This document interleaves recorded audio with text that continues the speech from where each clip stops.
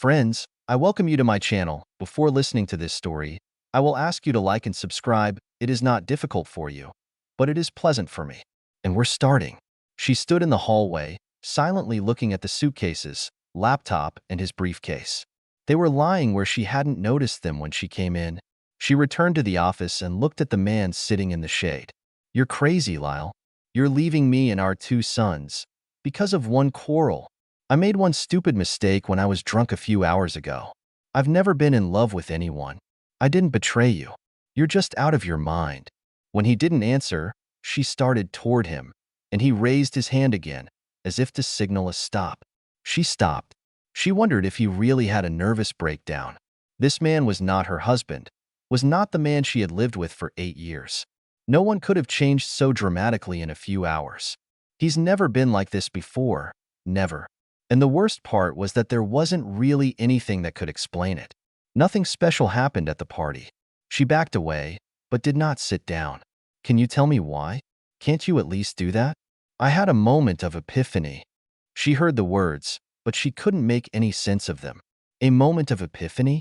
Why are you doing this, Lyle? I know you think you're smarter than me, anyone in my family, anyone here. But why can't you not rub our noses in the fact that we are idiots compared to you? Put it into words that I can understand." The figure shrouded in shadow changed its position, slightly tilted its head forward, and seemed to rest it on closed fists. "I'm sorry, Diana. It really is. I don't want to do this. That's just what English literature professors think and say. It's actually not that hard to explain. We, all of us, walk around, never really seeing what our whole life is like. We are blinded by all the little things of our existence. We wake up, brush our teeth, go to work, pay the bills, watch what is on TV tonight, and the children catch colds and wonder if we are getting fat or if our husbands or wives are looking at others. We never take a step back and get a picture of where our lives are. Except in rare cases." He stopped, and she was silent, hoping that he would continue. "I had an epiphany moment tonight." "You keep saying that, but what does it mean? And what did you see?" Even though she couldn't see his face clearly, she knew that he had focused his laser gaze on her face. She could feel the power of his gaze on her skin. "I've seen our lives, Diana. I saw who we are, who we were, and who we have become. It had nothing to do, or very little to do, with what happened at the party. You're right, leaving because of one fight, one mistake, one incident would be madness. That's not why I'm leaving. I'm leaving because I realized that our marriage was a mistake, that I love you, but you don't love me, that I will never and probably never satisfy you lovingly the way you should be satisfied, that deep down you are a good woman and will never leave me because you'll keep your promises, and that we're too young to mess up each other's lives for the next 40 or 50 years. That's why I'll leave when we finish our conversation." About 3 hours earlier, I pulled into the driveway at 9:30 p.m., but my cell phone was silent. He has been silent since I left the Rivers trailer park south of the tent at 8 p.m. Left his wife and about 75 of her close and extended family members and friends drinking and dancing at the monthly party that has been a tradition for almost all 8 years of our marriage. We lived in Jacksonville, a city of 1 million in northeast Florida, about an hour and a half north of the tent. The house was dark, except for an automatic lantern in the yard with an electric eye sensor, which illuminated the driveway as I walked along it, or rather, limped. It was a noisy evening, and I felt much older than my chronological age of 34, more like 74. But all I had to do was bring 6 packs of Michelob lights into the house, which I did. I turned on the kitchen light and sat down at the table where we ate most of our meals, instead of the small dining area where we were supposed to eat. I unscrewed the lid from one Michelob, took a long sip of the deliciously cold drink, and let it slide down my throat. Then another one. All this time, I was waiting for the first ring from my mobile. Nothing. I looked at the pictures that 5-year-old Billy had drawn at school with a pencil magnetized on the refrigerator door, and at a photo of 7-year-old David catching his first pass at a Pop Warner PV football game. My throat tightened slightly, and I consciously fought not to burst into tears, looking at David's dark-haired young body, caught in the moment of his first sporting triumph. He looked like his mother, with her dark hair and lithe figure. Both boys had their mother's dark hair instead of my sandy blonde ones, and both boys had their mother's light brown eyes instead of my blue ice chips. I suppressed the lump in my throat with difficulty. They and their mother were my world. Just a few hours ago, I was close to losing them all, and it was like standing on a railroad track in the dark of night, watching an approaching train, frozen on the tracks. I took another sip and leaned my head against the dark grainy wood of the table for a moment. I drank the bottle and forced myself to get up from the table. Sooner or later the phone will ring, and then eventually the front door will open, and I'll need to do something before that happens. I went up to the second floor, to the bedroom that Diana and I had shared for 5 years since we moved to this rather expensive Mandarin neighborhood. We moved there because there were pretty good schools there. I taught an introductory English literature course at Jacksonville University, a small private liberal arts college on the other side of town, but I liked the Mandarin area more than the area around JU, so I put up with the daily long-hour trips. I opened the closet door and found their 2 suitcases that Diana and I used on our last cruise to the Bahamas 2 years ago. Then I started opening drawers and pulling out as much laundry as I could find. I pulled out the week-old trousers, shirts, and jackets. I had to remember to bring a razor, a toothbrush, toothpaste, a few medications, everything I would need for a trip away from home. I bent over the dresser and felt the urge to vomit. I overcame it. Only this trip will never end. It was an escape from everything I loved or once loved, and I was never going to come back. If I let myself think about it too much, I know I'm going to hang up. Therefore, I very methodically gathered everything I needed to start life anew as a single man after 8 years of marriage. I found my laptop and a briefcase with the work I would need for college. I moved all this into the hallway that led to the dining room to the left of the front door. No one will see it when they enter the house, unless they actually enter the dining room. When I had collected everything I could think of, I took a 6-pack of Michelob with 5 bottles of beer and went to the office. The front door led to a hallway that led to the right and then to the office. I sat down in an upholstered chair at the far end of the office and put the Michelob on the glass coffee table in front of me. There was a floor lamp behind the chair, and I turned it off. There was a light in the hallway that could be turned on by anyone who entered. I stood on a chair and loosened the light bulb in the center of the office so that it would not light up when you hit the switch at the entrance to the office. When everything was ready, I leaned back in an easy chair in the darkness of what was my home, opened the second Michelob, and began to drink cautiously in small sips. Around 11 p.m., the cell phone rang for the first time. The screen of the Nokia flip-top lit up in the dark, and I recognized Diana's mobile phone number. I didn't say anything. After about 3 minutes, I got a signal that a message was waiting for me. I didn't open it. 5 minutes later, the phone rang again, and then 3 minutes later, and 5 minutes later, and 10 minutes later, and 5 minutes later. Diana called, her father Richard, older brother Dave, younger sister Kelly, and then Diana again. If there was any humor left in the world, the parade of phone calls would have seemed funny to me. But the funniness died a few hours ago, and I didn't think I'd find anything funny again for a long time, if at all. The home phone rang, then the cell phone, and then the home phone again. I just finished the second Michelob and started the third one. Time crept forward and, like a traitor, refused to run backwards so that the day that ruined my life could relax and give me a second chance. But even when I expressed this ordinary human wish, deep down I knew that what had happened had lasted longer than one day, and I would have to turn back time for at least 8 years to repair the damage, and that would not happen. It was a cool November, but not so bad. The caravan park and cabins near Lake Como south of the tent were usually almost empty at this time of year. So it was a good place for Richard Carter, his clan and friends to hold their monthly dances/meetings/parties in a quiet place where no one would complain about the noise or call the police, and people could relax. Carter and his wife Ricky raised a brood of 9 boys and girls, 8 of whom still survived, and when all the children gathered with other family members such as uncles, aunts, and friends, there was usually a crowd of 100 or more adults. Richard and Ricky built a road and asphalt paving company that made them millionaires by the end of the 60s, and they enjoyed hosting Saturday night monthly parties. There was always Southern rock and fried chicken and ribs and oysters in season, and a lot of beer and spirits for every taste. Diana and I didn't go there every month, but we tried to come as often as possible. Richard and Ricky did their best to welcome a Yankee stranger from a foreign land in Massachusetts into their family, although I knew that sometimes it was difficult for them to understand me and how I make a living. I didn't sell cars, repair them, build houses, mortgage parking spaces, or make money the way everyone else in their group did. I stood in front of bored young men and women and talked about poetry, novels, essays, and other nonsense that most members of the Carter clan understood little and were even less interested in. The drinking usually started around noon. Cabins, as well as several vans, were available to anyone who needed them to sleep off too much booze. Diana and I sent the boys to friends whose parents we trusted. They knew we could come back tonight or Sunday morning. We looked after their children when they needed it. There was an old concrete dance pavilion that was mostly used only when Carter's parties were held, and a loudspeaker was installed.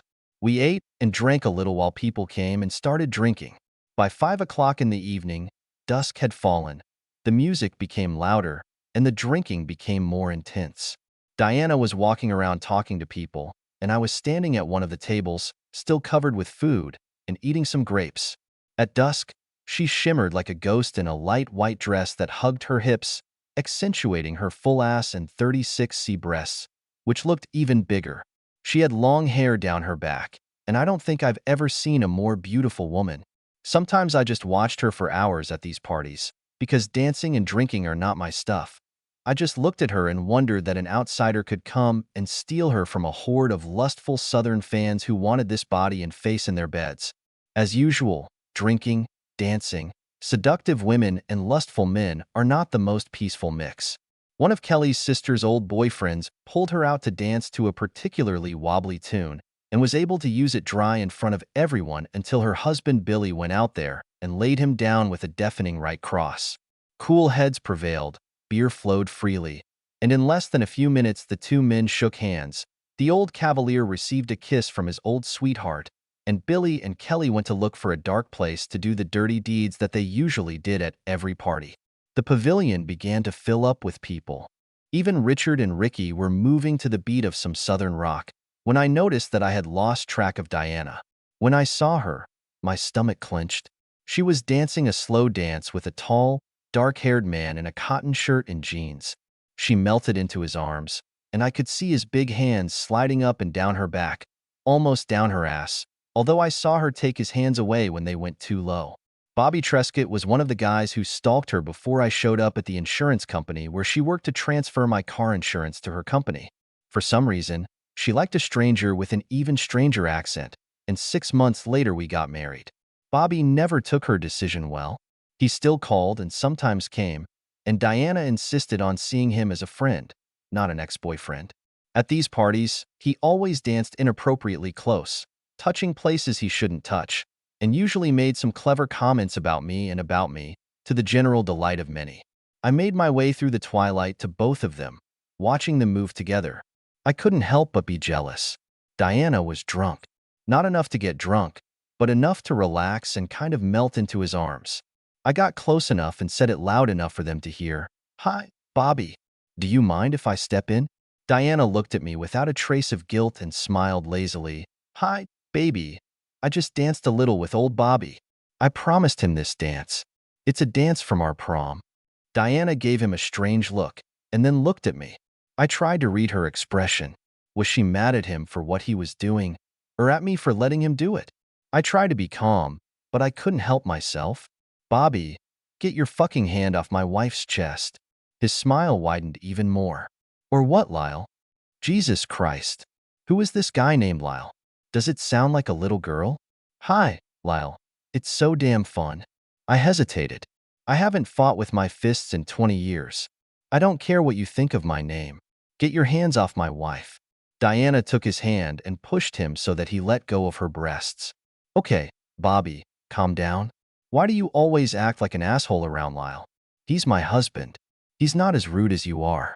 You're always trying to get him into a fight because you know you're going to kick his ass. It's not fair. And Lyle, I'm not some little girl. Bobby's a little drunk, but I can handle him. I've known him almost all my life. You don't have to make a scene trying to save me. Damn, I'm probably the one who's going to have to save you." I couldn't believe my ears. Now I knew that several couples around us had heard this exchange, and I heard giggling. "What the hell did you just say?" Her eyes widened, and I wondered if she was even thinking about what she said. "Oh, Lyle, I'm sorry, baby. That's not what I meant. How the hell can you say that? Bobby pushed her aside. What she meant was that if I saw you, I'd kick your ass and smash your face in, you damn stupid jerk. The only reason I haven't done this before is because she keeps begging me not to hurt you. What the hell kind of man is hiding behind his wife's skirts? I couldn't help myself. Someone who can count more than 10 without using his fingers, you village idiot. Someone who came and took your girlfriend away from you without even bothering to sweat. Someone who made her 2 children. So I'm not even sure that you could do it, or that you have the equipment to do it. I saw Mokhak approaching, and at the same time I felt that people were approaching us from behind. I was about to step aside when my foot slipped on something that was probably someone's spilled drink. I fell on my ass and hit my head on the concrete landing. Dave, Diana's brother, and his buddy ran up to Bobby and grabbed him by both hands. I hit myself hard, and it knocked the wind out of me. For a moment, I was stunned. Bobby didn't try to shake off the guys holding his hands, probably feeling that he would get more out of the exchange. As for who has the best equipment, Lyle, why don't you ask Diana sometime? She used to think my equipment was damn good, and I heard that a pencil would fill her up more than the equipment you have. She once told me that pencil horseradish is a good name for you. Richard Carter came up behind us and said in a firm voice, "All right, Bobby. Enough. We let you come to these parties because you're an old friend of ours. But you crossed the line. Get out of here." I looked up at Bobby's grinning face and looked around at the other faces around me. I saw their smiles or desperate attempts not to smile. And then I looked at the serious face of my beloved wife and realized that she was also struggling with this. She thought it was funny, and when I looked at her, she deliberately turned away to her father. "Dad, no. Bobby just drank. He didn't mean anything by it. You know she and Lyle are fighting, but that doesn't mean anything. And anyway, I promised him this dance." Even Richard Carter looked at his daughter incredulously. "Are you sure that's what you want, Diana? After what Bobby said about your husband?" She looked at me without smiling. "Lyle's a grown man now, Dad. If he's upset about what Bobby's doing, he knows what he can do about it. Isn't that right, baby?" I pulled my arms under me and got to my feet.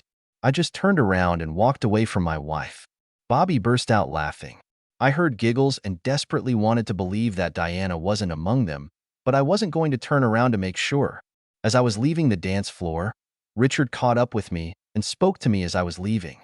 "Son, I know you're angry right now, but listen to me. I know that Diana loves you, whether you believe it now or not. But, women, look, sometimes a woman, even the best woman, wants to know that her man will fight for her. Where you come from, they may not do it, but down here, a woman won't respect a man who backs away from another man trying to get close to her. You're doing what you think is right, but even if Bobby beats the shit out of you, at least fighting him will show her that you care enough about her to fight for her." I kept walking. "You're right, Richard. Where I come from, women don't do that." He grabbed my arm, and I had enough respect for him not to recoil.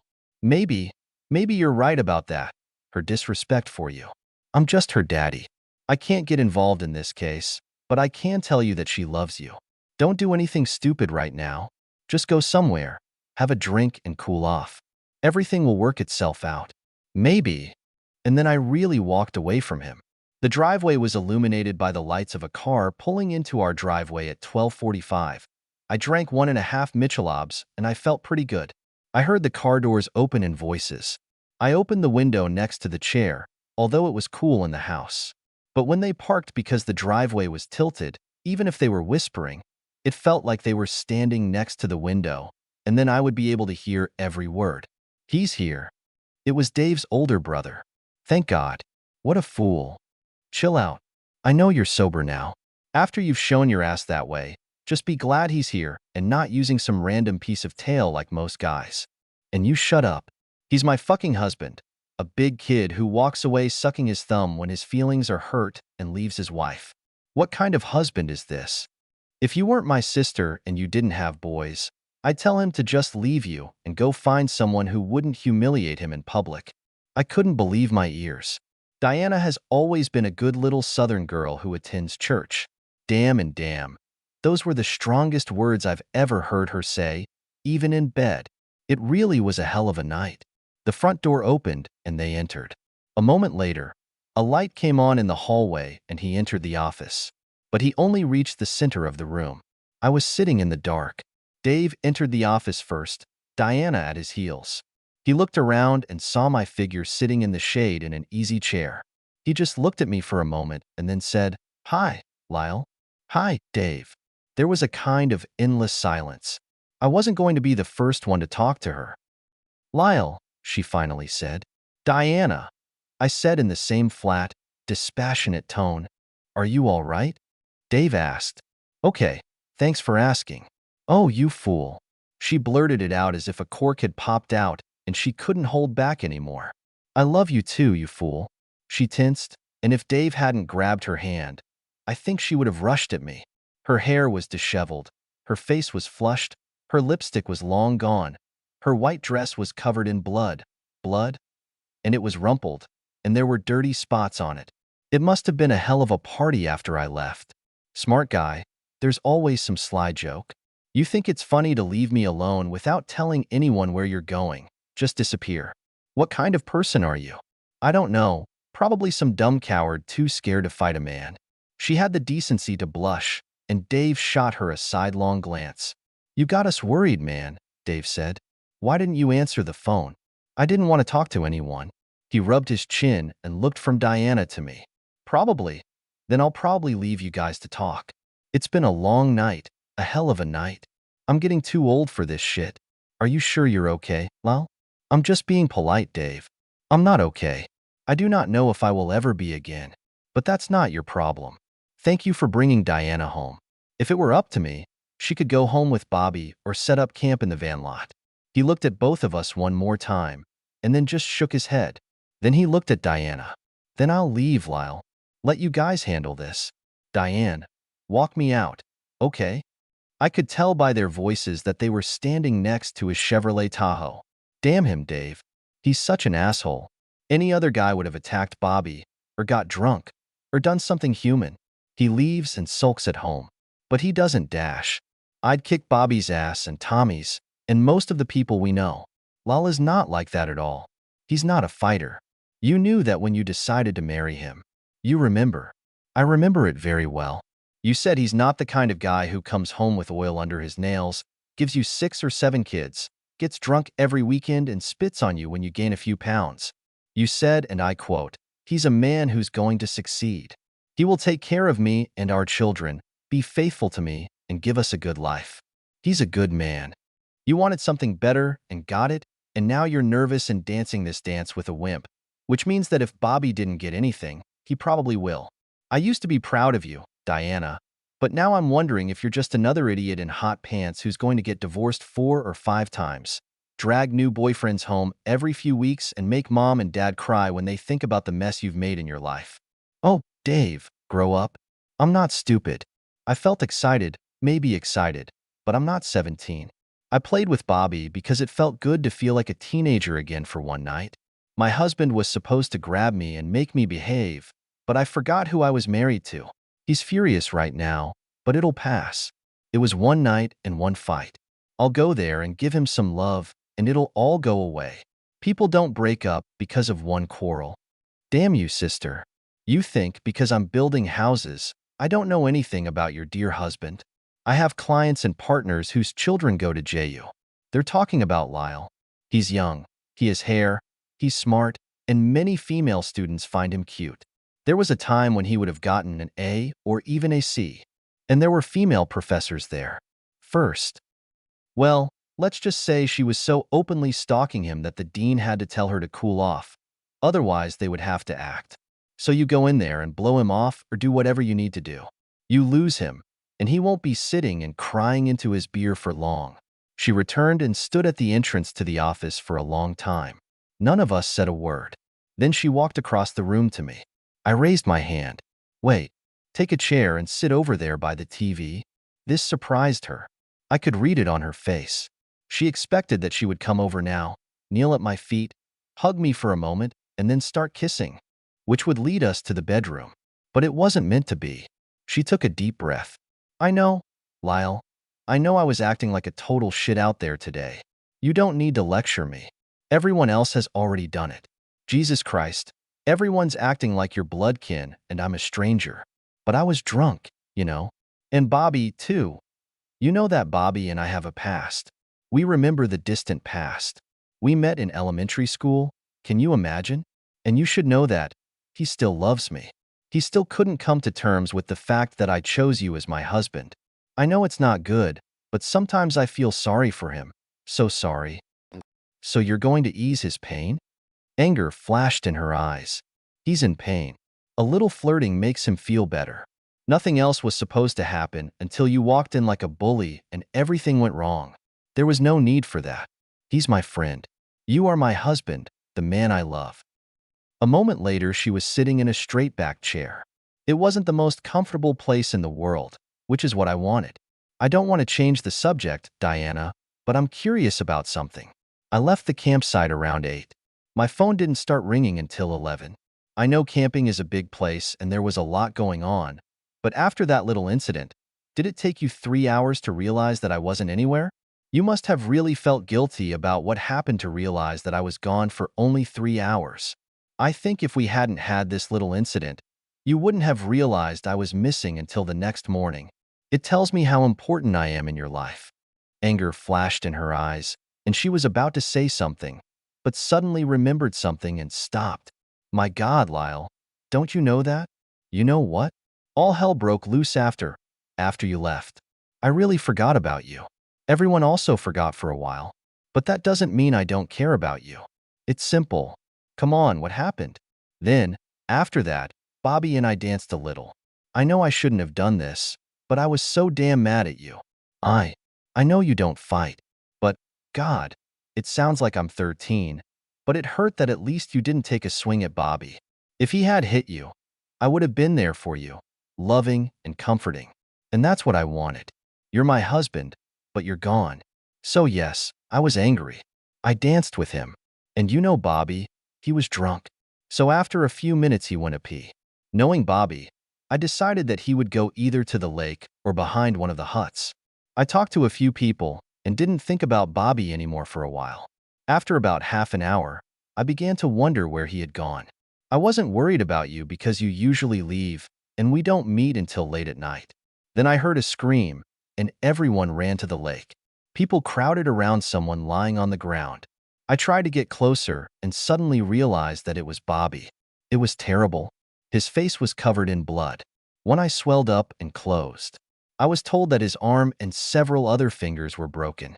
Dave and a few other people were talking to him, and I heard them say that someone should call the sheriff. 3, like bikers, smashed Bobby's face saying something about an old farts party ruining their party. When they started fighting, all 3 of them attacked Bobby. He said that some of them would limp and suffer for a while, but there were too many of them. Then everything went wrong. We called rescuers for Bobby, and the sheriff's office sent 3 patrol cars, and they checked the park to see if there were bikers or someone else.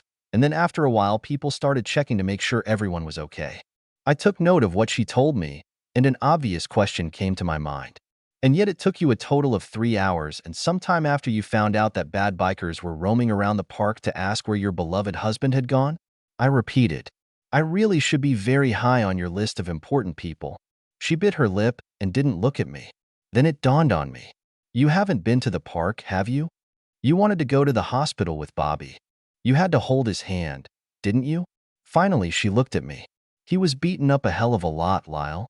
He was in pain, and he asked me if I would go with him. I couldn't tell. No, you couldn't. It seems that a pattern is developing here. You just can't say no to Bobby. Don't do this, Lyle. It was a decent, human act. If you weren't so mad at me, you'd know that. Of course, he was an old friend. An old friend you made love to before I came along. You should have been there for him in a difficult moment. You were making love to him back then, weren't you? She looked down, shook her head, and met my gaze again. Yes, Lyle. And you knew it. We were serious then, and I wasn't a little girl. We often made love. It makes you feel better. And before you ask, he was good. Great. Does that make me a cheater? What about you? I know damn well you weren't a virgin when we got married. Should I be jealous of all the women you've been with before me? No, that was then. It's already now. Well, yes. He asked me to go with him, and I went. I was holding his hand, the one where they hadn't broken their fingers. There was an ambulance technician with us. and people surrounded us every second while we were in the emergency room in the tent where he was patched up. Nothing happened, Lyle, and even if we were alone, he wouldn't have thought of contacting me. You have nothing to be jealous of. Did I say I was jealous? You don't have to. I see it on your face every time he's near me. I guess I can't blame you. If you were always with another woman, who I know you were with before us, it would eat me up. Have you ever thought about me? She lowered her eyes again and tried not to look into my eyes. Lyle, you know that's not a fair question. There was so much going on. Bobby was injured. Everyone was calling each other. So, my answer is no. When and who finally became interested in me? She continued to stare at the floor. They treated Bobby, and his brother came to take him home. I went back to camp with Kelly and Billy. When I got there, Dad came up to me and asked if I had seen you since. That's wonderful, Diana. Your father thinks highly enough of me to remember that I disappeared before my wife did. She looked at me, and I saw tears glistening in her eyes. Keep it up, Lyle. I screwed up, and you're going to hurt me even more for what I did. That's good. I feel a lot shittier now. I'm sorry. It's probably a guilty conscience, isn't it? It's hard for me to say because I didn't cheat on you. She just looked at me and looked down at the floor again. We were both silent for a minute. Well, at least we've cleared the air, dear. She looked at me with a puzzled expression. What? I stayed here because I wanted to talk to you before. I'll leave. Will you leave? Where are you going? You're not mad at me anymore, are you? I looked at her, dirty, disheveled, blood on her white dress, and thought that I had never seen anything more beautiful before. I'll never see you again. I have a job to do that I've put off until I can talk to you. Then I'll find a place to stay, some cheap motel, and on Monday I'll arrange a permanent place to stay and meet with a lawyer. A place where you can, to spend the night? A lawyer? Lyle, are you crazy? What are you talking about? Did we just have a fight? It's too bad, but I love you. People don't run away because of one fight. What happened to you, Lyle? We were happy this morning. What could have happened in less than a day for you to want to leave me? I didn't answer her, just pointed to the hallway leading to the children's bedrooms. Go, I said. She got up slowly and went into the other room. I knew she would see the suitcases, the laptop, my briefcase. She walked back to the office more slowly, shaking her head as if she couldn't believe what she saw. You're crazy, Lyle. You're leaving me and our 2 sons. Because of one quarrel. I made one stupid mistake when I was drunk a few hours ago. I've never been in love with anyone. I didn't betray you. You're just out of your mind. When I didn't answer, she started toward me, and I raised my hand again to stop her. She backed away, but did not sit down. Can you tell me why? Can't you at least do that? I had a moment of epiphany. I could see that she had no idea what I was talking about. A moment of epiphany? Why are you doing this, Lyle? I know you think you're smarter than me, anyone in my family, anyone here. But why can't you not rub our noses in the fact that we are idiots compared to you? Put it into words that I can understand. And she was right. I took my intellectual superiority over Diana and her family for granted. I never realized how much of an asshole I was simply because I worked with my head instead of my hands, and far surpassed everything Diana's family had in their education. I'm sorry, Diana. It really is. I don't want to do this. That's just what English literature professors think and say. It's actually not that hard to explain. We, all of us, walk around, never really seeing what our whole life is like. We are blinded by all the little things of our existence. We wake up, brush our teeth, go to work, pay the bills, watch what is on TV tonight, and the children catch colds and wonder if we are getting fat or if our husbands or wives are looking at others. We never take a step back and get a picture of where our lives are. Except in rare cases. I paused for a moment and then added, I had an epiphany moment last night. You keep saying that, but what does it mean? And what did you see? I had to squeeze out those words. It was the hardest speech I've ever made, because I knew I was killing our life together, killing my life with 2 boys I loved more than life itself. But she deserves to know why I'm leaving. I've seen our lives, Diana. I've seen who we are, who we were, and who we've become. It had nothing to do, or very little to do, with what happened at the party. You're right, to leave because of one quarrel, one mistake, one incident would be madness. That's not why I'm leaving. I'm leaving because I realized that our marriage was a mistake, that I love you, but you don't love me, that I will never or probably never satisfy you lovingly the way you should be satisfied, that deep down you are a good woman and will never leave me because you will fulfill your promises, and that we're too young to mess up each other's lives for the next 40 or 50 years. That's why I'm leaving when we finish our conversation. She shook her head again, and this time the tears actually flowed. I knew she was crying for a life that was ending, just like me. The fact that she didn't love me the way I loved her didn't mean there wasn't any love there. But that's not enough. How can you say such things, Lyle? How can you be so cruel? Look at me, Diana. Answer me 2 questions, and if I'm wrong, I'll think again. There was a look of fear on her face, and I realized that she had somehow guessed what I was going to ask her. Have you ever cheated on me, baby? Have you been with another man since we got married? She was mute. Her expression was the answer to that question. Thank you. That's one of the reasons why I love you. You could lie or try to tell a half-truth, but you're too good a woman. You can't lie, and you won't tell me the truth, which you know will break my heart. But we both know the answer to this question. You just answered. Silence is eloquent. And the second question, are you in love with me, Diana? I love you, Lyle. How the hell can you ask me that? It doesn't matter. What you should know that I love you. That's not what I asked, Diana. Are you in love with me? I don't understand anything. You love your father, your mother, our boys, your brothers and sisters. I know that you would give your life for them. But being in love is completely different. It's when you catch your breath, when you look at a man who makes your heart beat faster, who makes you get wet when he kisses your neck and strokes your chest, who you dream about and want when he's not around. That's how I feel about you. I don't know if you felt the same way about me when we were married, but I know you don't feel that way now. You would be a good sister to me, but not a wife. Is that all? She got up and walked towards me. Is this all about love, Lyle? That's really what it's all about. You're sorry because I'm not some kind of fool with you. I know I don't have many moments, but I love making love with you. It doesn't have to be just rockets and fireworks. He can be quiet and nice too. I got up and went out into the light to meet her. When I came out into the light, she caught her breath and staggered back. Oh my God. She breathed out. You never called me, Diana. And you know that? You just lay there and let me do my thing. Do you really think I can't tell you how tired you are of my lovemaking? She stopped backing away, reached out a trembling hand and gently touched one side of my face, gently feeling with her fingers the swollen flesh surrounding the almost closed left eye. I knew that the rest of my face consisted of various shades of yellow, red, and brown. My lips are swollen, except for one piece missing on the left side. Oh my God, they found you and beat you up too. Why didn't you go to the hospital and seek medical help? I tried to smile, and that in itself must have been pretty damn scary, judging by Diana's expression. You should have looked at the other guy. From the expression that slowly appeared on her face, I knew that she understood what my face meant. I stood in the dark by the lake, listening to music and imagining that I could still hear snatches of laughter from people around Diana and Bobby. I didn't have to come back to find out that she was dancing with him. I could go back and meet Bobby face to face. I've been beaten before, back in the days when I was running around the streets of South Boston as a wild boy without a father.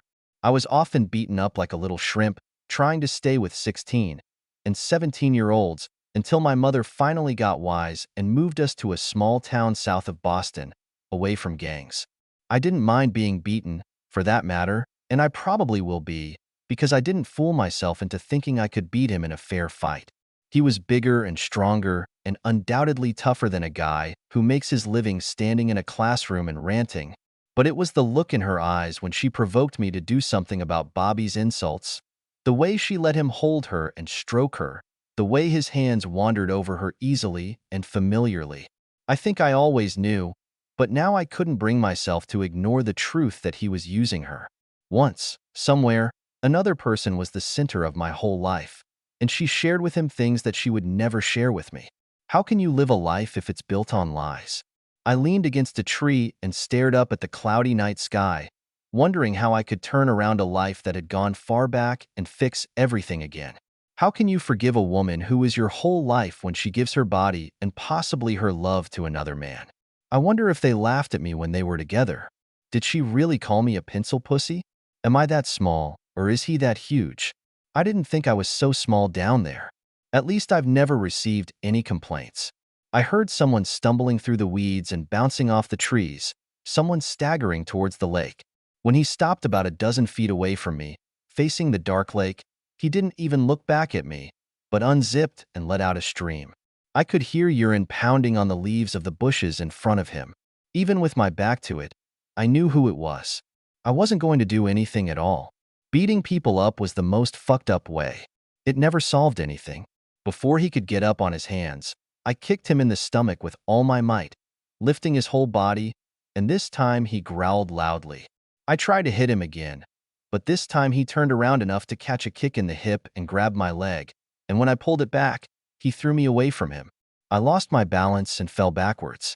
When I propped myself up on my elbows and stared into the darkness of the night, he was already on all fours. He touched his forehead with his finger, and I saw something dark and shiny. I tore the skin with my glancing blow, probably with the college ring on my right hand, which had 2 diamonds held in place by small prongs. I'll be damned, Lyle. I didn't think you had it in you, weakling. Of course, you had to sneak up on me, but at least you had the courage to try to hit me. But now I'm going to hurt you very, very much, boy.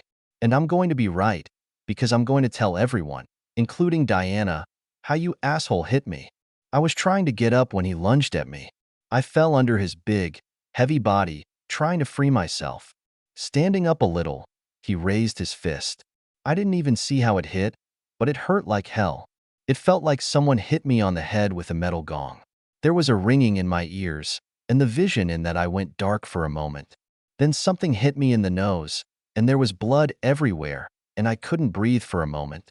Before I could recover, the world exploded again and I saw nothing. I wondered if he had blinded me, but after pushing him away for a second, I realized that it was just a stream of blood into both eyes, blinding me for a moment. I could only move my head slightly, but I still didn't understand how I did it, because his next blow flew past me, and he lost his balance and fell over. I jumped to my feet, and when he got to his knees, I hit him with the sole of my shoe and was delighted to see the blood splatter and feel his nose and cartilage crack under my heel. He fell backwards, grunting and making noises that were not words. I tried to kick him again, but he somehow dodged the blow and plunged his big fist deep into my stomach and then pushed me away. I fell backwards, gasping for air. Every time I breathed, it felt like something sharp was trying to escape from my chest. That fool broke my ribs. He rolled back and got on all fours. In the dark, his broken nose and grunting reminded me of a dangerous wild boar that I hunted with Richard Clark once at the very beginning of my family life. There was nothing human in his eyes, and now I was scared. He didn't just want to hurt me. I think he lost his sense of reality and would have killed me if he could. I had to get up because I couldn't let him knock me down again. I knew that if he took me down this time, he would beat me to death using his superior weight and strength. I didn't know if I could do it, but when he lunged at me, I managed to swing and get out of his way. He fell back on all fours, leaning on his left arm and stretching out his right arm, trying to keep his balance. I wasn't thinking, I was just reacting. I think I've ever seen this trick at some martial arts or UFC match. I grabbed his right arm, stretched it out and leaned on his back with my elbow and forearms, both knees and all my weight. I heard and felt something click and he screamed. He rolled back and forth, trying to shake me off, but I held on like a bull terrier, tugging and tugging the damn arm over and over again. Eventually, he rolled over onto his back, and before he could try to push me away, I fell to my knees, resting one on his elbow and the other on his forearm. He tried to scream, but his breath caught in his throat. I hit him on the elbow again, and then I just put all my weight on him and held him there while he wriggled like a fish trying to get off the hook. Finally, I let go of him and fell backwards. I was no longer afraid of him. He held his hand to himself and just rolled back and forth on the grass. He was choking and crying. I probably should have felt even worse about what I did to him, but that fool stole my wife and probably ruined my marriage, which was worth my 2 sons. So it was hard for me to feel too bad. When he moaned, I realized that I could still hear the faint sounds of southern rock in the distance. There were no screams or screams. No one heard anything. I rolled back to him, and grabbed his injured right arm. He tried to swing at me, but I jerked my arm a couple of times, causing moans, and that put an end to his resistance. "You're an asshole. You've already broken my arm. I don't give a damn. You won. I'm going to need help. I need to go to the hospital." After a while, "Bobby, let's do other things first." "Fuck you. I'll call for help myself." After I hit him a couple of times with an already swollen elbow, he changed his mind. I grabbed his right hand and pulled it away from my body. He didn't have the strength to stop me. I took his little finger and held it in my right hand, and pressed it down with my left to immobilize his hand. "I'm going to ask you a few questions, Bobby, and you're going to tell me the truth." "Fuck you, fuck you, fuck you." I grabbed his little finger tightly and bent it back until I heard the joint crack and it just hung on the end of his hand. His eyes widened, and he would have screamed if I hadn't hit him as hard as I could in the solar plexus, knocking the air out of him. He coughed, gasping for air, and groaned. I waited until it seemed to me that he was listening to me again. "Every time you lie or I don't like your answer, I'm going to break another finger, Bobby, and when you run out of fingers, I'll switch to toes, and then I'll find other bones to work on. Do you understand me?" Finally, he nodded and said softly, "You're on a roll, Lyle, so I'll tell you whatever you want. But the day will come when I will be on top. And when that happens, I think you'll just disappear. Your body will end up in a 20-mile swamp, and no one will ever know what happened to you. Maybe, but right now I want to know how long you've been making love to Diana." He was silent for a moment. "This time or earlier? I already know that you used her before we met. I mean, since we got married." He smiled. "I was tempted to break another finger, but I wanted to keep them in case I really needed them. About 4 years." 4 years? Well, yes. How? How did this happen? How often? A malicious smile appeared on his face, but it disappeared, and judging by his tone, I believed his words. "I've been hunting her since the day you married her. I tried everything, came to her place of work, just looked in at home, looked sad, tried to make her laugh. But she never cheated on you. It was driving me crazy. And then one day, about 4.5 years ago, she came up to me when I was leaving 7 to 11. She didn't smile or flirt, but she asked if I wanted to go out for coffee. We didn't do anything that day or for another 6 months, but she came for me. And then one day we ended up in my house, and she went crazy for me. God, that was great. I've been trying to get love for 4 years in one day, and we almost succeeded." He tried to laugh, but choked, and had to tilt his head to spit out blood and what looked like a white tooth fragment. He took a slow breath, and then said, "I thought she was going to leave you. The next day I came to your house, and she hit me when I tried to grab her breasts. I wanted to kill her. I was so angry. She was just a liar, a lying fool.